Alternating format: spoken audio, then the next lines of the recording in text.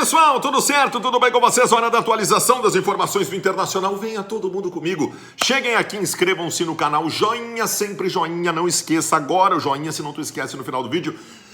E o joinha é muito importante para fortalecer o nosso canal. Aperta a notificação, compartilha com todo mundo esse vídeo, redes sociais, WhatsApp. Seja membro, aqui na capa tem o Seja Membro. Vai lá, assina que tu vai estar comigo no WhatsApp todos os dias, sorteio de camiseta. E agora vem comigo aqui, porque chegou a hora do Top 5, os principais destaques do Inter. Primeiro assunto, tem um jogador do Internacional, a gente está falando bastante do Rodrigo Dourado, que é um grande ponto de interrogação, não pela qualidade que tem, mas pela sua recuperação, que é adiada, postergada, e a gente não sabe quando que ele vai estar a pleno, se vai conseguir jogar em alto nível de novo. Pois tem um jogador do grupo do Internacional, que é muito importante, que também está em processo de renovação de contrato. Também tem contrato terminando no final do ano, e também é muito importante que ele continue. Aliás, o Rodrigo Dourado, quando se machucou no ano passado, ele era tido por todos nós como insubstituível.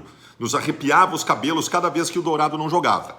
Aí ele sai, entra o Rodrigo Lindoso e toma conta. Lindoso foi um dos 3 melhores jogadores do Inter em 2019. Um dos 3 melhores jogadores do Inter em 2019. Rodrigo Lindoso. Pois ele está em processo de renovação de contrato com o Inter. É muito útil no grupo do Internacional e é bom que isso esteja acontecendo. O técnico Eduardo Cudê tem concedido entrevistas para o site oficial, na verdade para o YouTube do Internacional, do clube institucional, e ele tem dito algumas coisas interessantes. E hoje divulgaram uma segunda parte dessa entrevista em que ele coloca, e ele é muito, tu vê sinceridade na sua manifestação, a identificação dele com o Internacional, como instituição. Isso envolve a Porto Alegre, envolve a torcida do Inter. Tu vê no falar dele que ele está muito feliz. Ele cita que tem uma relação muito boa com os jogadores, com a torcida, com a imprensa. Cita que tem uma relação muito próxima com o diretor executivo do Inter, que é o Rodrigo Caetano. Isso é muito importante, porque é um dos comandantes do vestiário. E cita que na sua carreira, ele nunca ficou menos de 2 anos num clube, que ele quer ficar muito tempo no Internacional, mais do que isso até. Eu gostei muito do que disse o senhor Eduardo Cudê nessa entrevista. Mais um ponto que eu quero tratar com vocês. Eu recebo constantemente, anteontem mesmo eu fiz uma live e alguém perguntou, Baldasso, o Busquilha pode ser o camisa 10 do Internacional? E recebo constantemente a pergunta, até porque o D'Alessandro está em vias de aposentadoria e foi historicamente, nos nossos últimos 10 anos, o nosso camisa 10, o meio armador. É um negócio interessante, com o Cudê não existe essa figura, não existe meia armador. O que existe com o Cudê é um meio campo que arma. Tu saberias indicar hoje quem é o meio armador do Internacional? É o Busquilha? Pode ser. É o Edenilson? Pode ser. É o Marcos Guilherme? Pode ser. Não tem um específico. É um meio que arma. Então eu já não tenho mais aquela grande preocupação, o sucessor do D'Alessandro, como eu já tive em muitas outras oportunidades.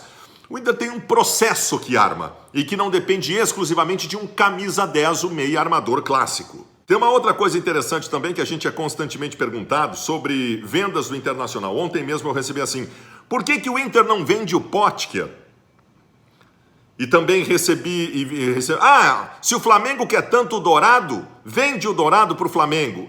Gente, o que determina o vender não é quem quer vender, é o mercado, é quem quer comprar. Tu não acorda de manhã e decide, hoje eu quero vender o Potker, e tu vai lá e tu vende o Potker. Existe o interesse de mercado, a valorização de mercado. O caso do Dourado é outro caso que as pessoas também não se ligam. O Dourado está encerrando o contrato no final do ano.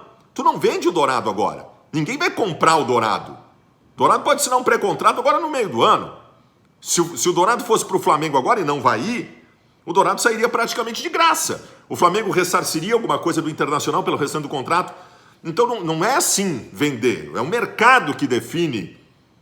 Mercado que define quem ele quer comprar, não é o time que define quem ele quer vender. E hoje, as fichas para vender no Internacional, os jogadores com mercado valorizado são o Bruno Fux, o Nonato, o Patrick, né? São jogadores que têm o mercado estabelecido, que tem o Peglow, que já jogou pela seleção de base, mesmo que não tenha jogado pelo Inter, especialmente os mais jovens. A última coisa, aquela velha pergunta sobre que nível nós voltaremos, estávamos jogando tão bem e paramos, tal. Até o Eduardo Cudê lamentou isso na sua entrevista para o Internacional. Tem uma coisa que é importante no processo, o Inter começou a trabalhar antes, começou a treinar antes que os outros clubes do Brasil. Lá em São Paulo e Rio de Janeiro tá uma briga por causa disso. Que tipo de vantagem o Inter pode ter em relação a isso?